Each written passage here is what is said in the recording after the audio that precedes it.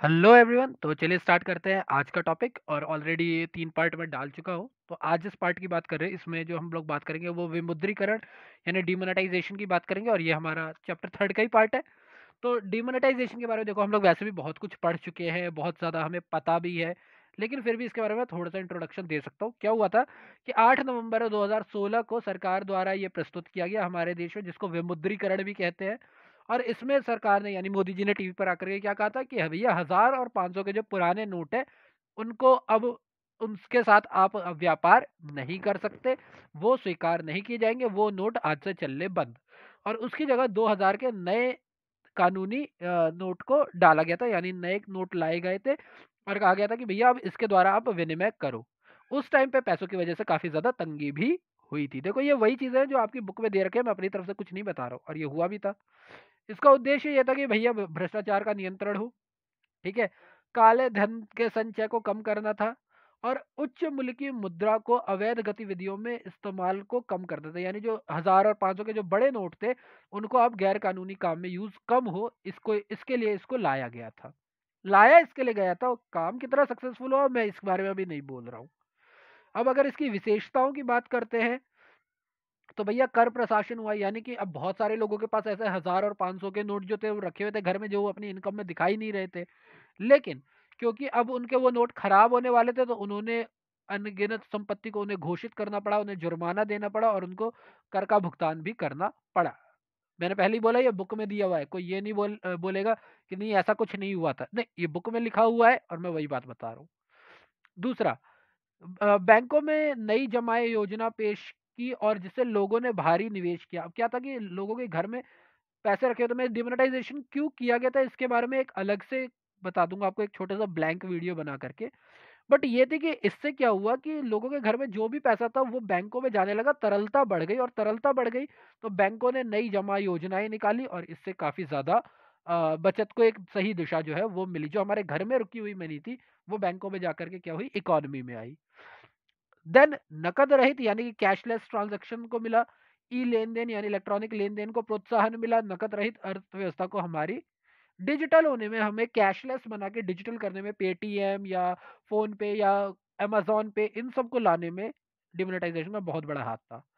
और आतंक निधि का उन्मूलन, इनका मेन काम ये भी था कि भैया आतंक में जो पैसा लगाया जाता है उससे लड़ने में मदद मिली। इसका एग्जाम्पल आप देख सकते हो, अगर आपने स्पेशल ऑप्स सीरीज देखी हुई है तो उसके अंदर भी इस मुद्दे को दिखाया गया है कि किस तरीके से उसको अचानक से ही उसके पैसों की पूरे फंडिंग खत्म हो गई थी। तो उसमें तो ऐसा दिखाया गया इंडिया से पैसा ले लिया गया था, बट फिर भी फंडिंग पे कितना बड़ा असर पड़ा था ये उस शो में बड़ा क्लियरली दिखाया गया है कि डिमोनेटाइजेशन की वजह से फंडिंग पे कितना बड़ा प्रॉब्लम आई थी। अब हम इसके निष्कर्ष की बात करते हैं कि हालांकि विमुद्रीकरण में अस्थायी तौर पर बैंकों में नकदी की कमी रही और भीड़ बढ़ी, परंतु लंबी अवधि में इसके पॉजिटिव यानी सकारात्मक प्रभाव पड़ेंगे, ये हम मान के चलते हैं। ठीक है, और यही हमें ये हमें बुक में बताया गया है। ठीक है। अब अगर मैं भारत के आर्थिक वातावरण की बात करता हूं तो आर्थिक सुधारों को मुख्य रखते हुए भारत सरकार ने 1991 में नई नीति की घोषणा की। इसका आपका एक पूरा का पूरा चैप्टर है इकोनॉमिक्स और इंडियन इकोनॉमिक्स के अंदर। ठीक है, पांचवा चैप्टर है, शायद चौथा या पांचवा चैप्टर है। इसका उद्देश्य यह था कि भारत आर्थिक संकट से उभरकर शीघ्र आर्थिक वृद्धि की ओर बढ़े। यानी कि जो न्यू इकोनॉमिक पॉलिसी आई थी 1991 की, उसका मेन ऑब्जेक्टिव ये था कि भैया जो इकोनॉमिक प्रॉब्लम आई, क्राइसिस आई है इंडिया में, उससे हम इकोनॉमिक ग्रोथ की ओर बढ़े।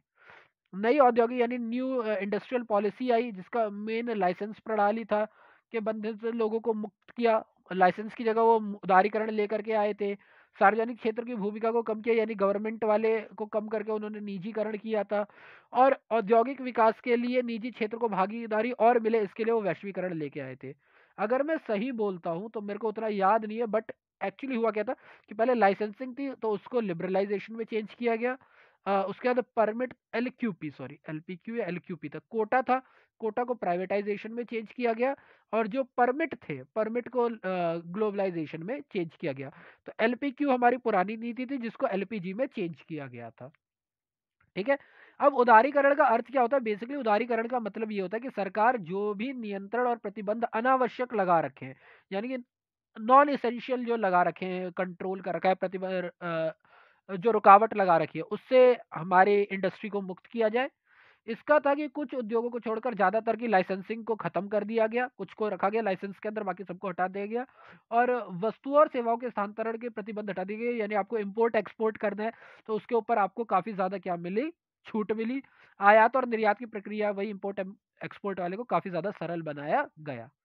वहीं निजीकरण की अगर मैं बात करती हूँ तो इसका आशय राष्ट्र निर्माण में निजी क्षेत्र की भूमिका को बढ़ाता है। यानी कि इसमें निजी क्षेत्र की भूमिका को बढ़ाने से अर्थ है कि इसमें प्राइवेट सेक्टर को बढ़ाया गया। पहले गवर्नमेंट सेक्टर जो थी, पब्लिक सेक्टर था, उसका भूमिका ज़्यादा थी। अब हमने प्राइवेट सेक्टर को बढ़ाया। गवर्नमेंट सेक्टर ने अपना 51% से भी कम कर दिया अपने शेयर को। और जब प्राइवेट, देखो आपको पता है कि जब प्राइवेट सेक्टर आता है तो वो कार्य क्षमता को बढ़ाता है, बजट घाटे को कम करता है और ये उनका प्रोसेस भी होता है कि वो कार्य क्षमता को बढ़ाए। प्राइवेट सेक्टर ज़्यादा अच्छे से करता है। ठीक है। देन लास्ट हमारा वैश्वीकरण। तो वैश्वीकरण का अर्थ आप लोगों को पता है कि एक देश का शेष विश्व के साथ व्यापारिक, राजनीतिक तथा सामाजिक संबंध स्थापित करना वैश्वीकरण कहलाता है। इसका भी मतलब यही था कि यानी कि मैंने हिंदी वालों के लिए तो बोला, इंग्लिश वालों के लिए तो बोला ही नहीं। So globalisation refers to the social, political and economic relation of a economy to the rest of the world. ये होता है हमारा वैश्वीकरण का। तो ये विभिन्न अर्थव्यवस्थाओं को एकजुट करना इसका मेन काम था। एक सम्मिलित वैश्विक अर्थव्यवस्था का हो, यानी कि एक ग्लोबल इकोनॉमी बने। एकीकरण और अंतर्निर्भरता की एक प्रक्रिया थी, यानी कि हम लोग पूरे दुनिया को एक करें और एक दूसरे पर निर्भर रहे तो ज़्यादा अच्छा रहेगा। ठीक है।